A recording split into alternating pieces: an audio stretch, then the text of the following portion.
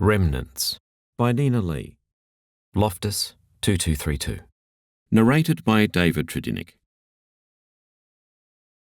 He was going to be late for the war.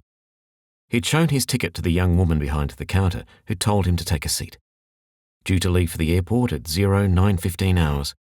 He'd sat and pondered, living in a jungle, about how dangerous the communists in Malaya might be.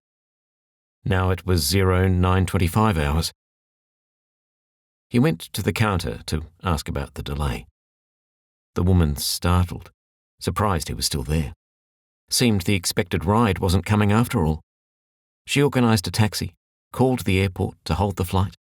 The taxi arrived at 09:36 and he threw his bag into the boot, jumped onto the back seat. The driver weaved through traffic, flew around corners, always close to running red lights. He considered whether this was more preparation for war, death by taxi seeming a distinct possibility. Airport officials awaited their arrival, ready to whisk him through. When he finally boarded, loud cheers arose from the other passengers. "Glad you bloody made it," yelled one soldier. "You're making us all late for the bloody war." He was exhausted, having practically run a marathon. Heart racing, breathing laboured. He placed his duffel bag under the seat, fell onto it. "You know, mate," he called back, "wouldn't miss it for the bloody world." The plane began to taxi, and he looked forward to getting a beer once high in the air. "Dad, your food is here."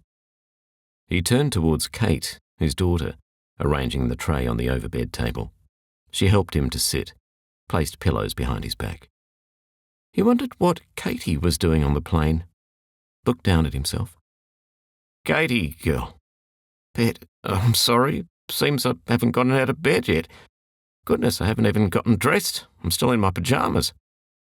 How would he get to the war in his pyjamas? "It doesn't matter, Dad. Are you comfy?" "It'll do." Kate sliced the roast beef, fed him some with a little mashed potato. His muscles were weak, his bones uncooperative. He might as well try holding a missile as a fork. "Doesn't look too bad for hospital food, eh?" Katie must have meant army food. He had to eat to get his strength back, as tomorrow they were going on their first patrol, hunting for communists.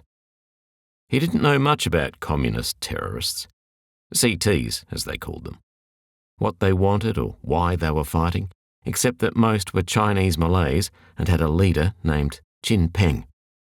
He didn't think much about colonialism or decolonisation or independence or socio-economic inequalities. In Australia's Cold War, they were the enemies. Anyway, this was his job, and like any other work, you just got up and went in and did the best you possibly could. He loaded the pack for his first patrol. There was so much to get used to, like jungle boots and floppy hats. He packed his rations, cereal, condensed milk, Mars bars, cigarettes, and ammo. The blokes who'd been there longer gave lots of advice, like keeping the load light. But they were going for 2 weeks. He didn't want to be hungry or bored. Some novels came along for the ride. They saddled up, left Sungai Siput camp. Sure, the pack felt a little heavy, but nothing unmanageable. He and the others piled into a truck and were taken to a field where they climbed into sycamore helicopters. He'd never forget how it looked, lifting into the sky while the ground magically disappeared under a swirl of dirt and dust. Then jungle was all there was, until they landed on a pad within it. Now the real work began. No talking, just marching, bound by the scent of moist, decaying jungle and a symphony of insects, birds and monkeys. In that moment, he knew he'd come to love that smell and those sounds. He was coping with the pack well enough until the jungle canopy disappeared, replaced by unrelenting sky with a steep climb up the mountainside to follow. The sun beat down. The humidity was thick. Soon he was perspiring like a geyser, the pack straps slicing his shoulders. His legs grew weaker, his head dizzy, but he kept one foot plodding after another, urged on by the screaming corporal. He stopped by the track, fell onto his knees, vomited. "Water. thirsty. Kate poured water into a plastic cup, brought it to his lips. Queasy. I'll call the doctor. She ran into the hallway, brought back a nurse. It might be the painkillers, making his stomach feel a bit funny. Sip the water slowly, then lie back and rest. He hated this feeling. So weak. So useless. He should be fit enough to climb that mountain, beating sun or not. He should be able to handle a heavy pack. But he'd learned his lesson. In the future, the books could wait at camp. Now he was deep in enemy terrain, carrying the Bren gun, listening for every snapping twig or disturbed bird, looking for signs, tracks, old campfires, abandoned equipment. Suddenly, the men up front were shouting. He heard shooting, like fireworks on cracker night. They'd stumbled upon a camp. Men were running into the jungle, a place the enemy knew better than they. Others shot right at them. He took aim, tried to catch a few, but then felt a thud in his chest.